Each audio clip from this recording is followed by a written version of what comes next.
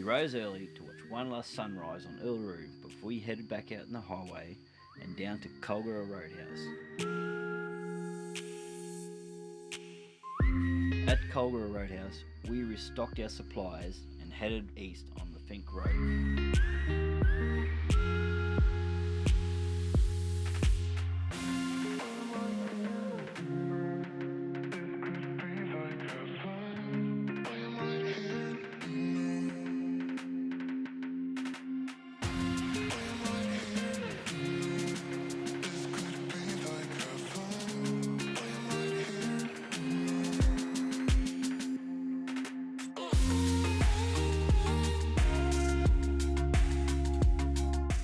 Fink Road was a relatively flat road with minimal corrugations.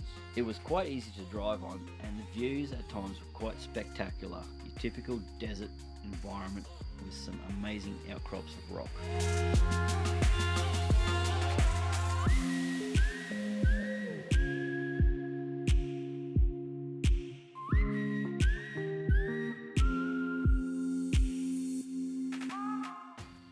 Our destination along this road was Lamberts, centre of Australia. The track itself is heavily corrugated with a few washouts that will slow you down, so don't rush, take your time and you'll get there eventually.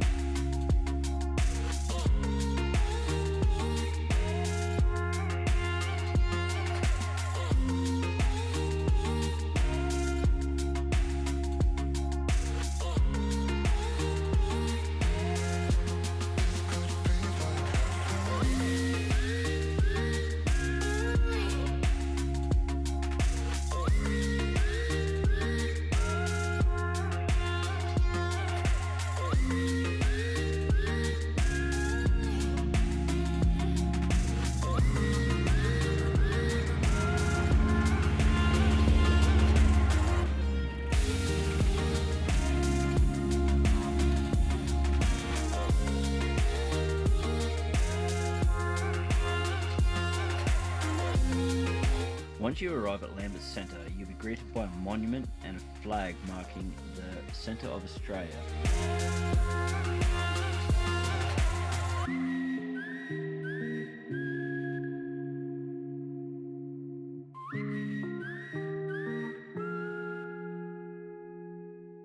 You're in the centre of Australia. Yeah. Do you like that? Hey, do you like that? Yeah.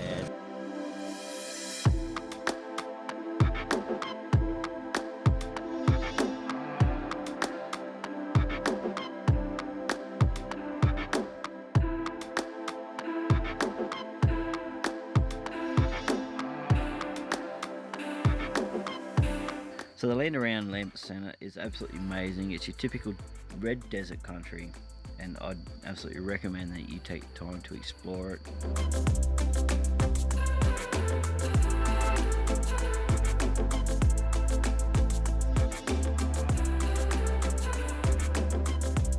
So here I am, centre of Australia. Cheers.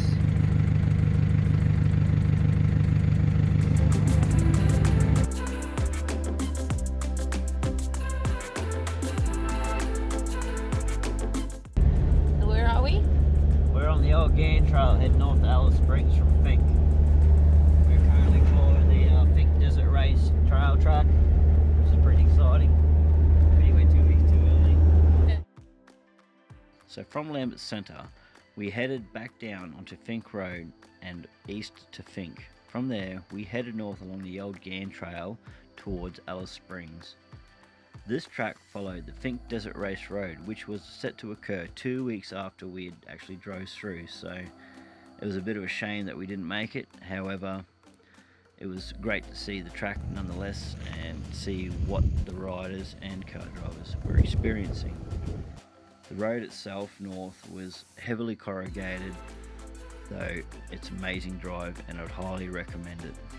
The Fink Desert Race is an annual race from Fink to Alice Springs. It has a reputation of being one of the most difficult off-road courses and one of the most remote places in the world.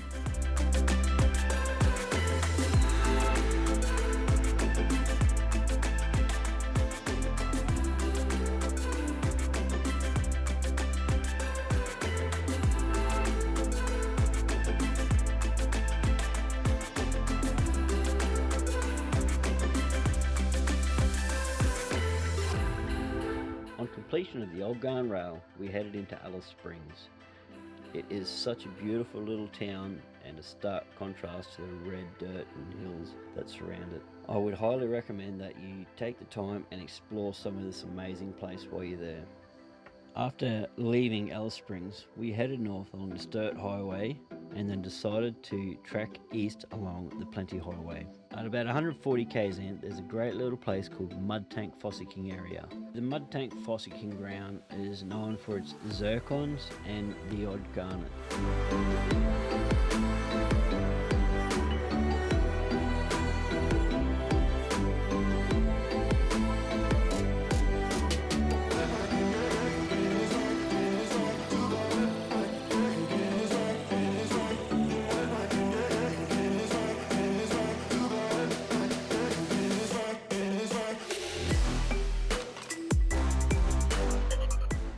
Once we left Mud Tank Fossicking area, we travelled east, continuing along the Plenty Highway. About 150 kilometres east, we decided to turn off and visit a crater called the Boxhole Crater. Definitely recommended. It's very visible and pretty amazing to see. After leaving Mud Tank, we headed out to look at some amazing countryside around.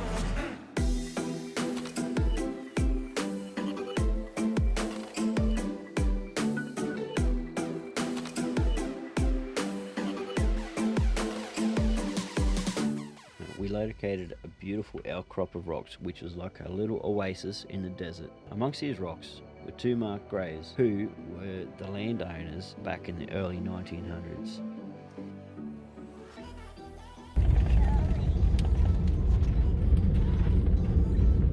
So we're kindly being towed from middle of nowhere to Gemtree Caravan Park because our turbo blew. About 90 k's to go to get to where we're going. As we left Boxhole Crater and hit the Plenty Highway again, we suddenly had some engine troubles. We lost all power in the motor and it was blowing a lot of black smoke. At the time, I thought it was a turbo. Once we investigated a little bit further, we discovered that it was a lot worse than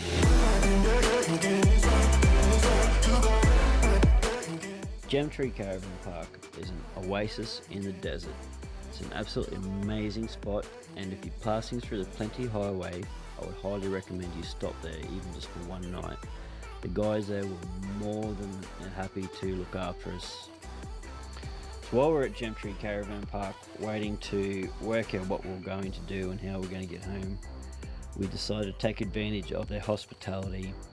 We ventured out onto some fossicking expeditions with a wonderful bloke named Peter. We also participated in one of their amazing camp oven cook nights.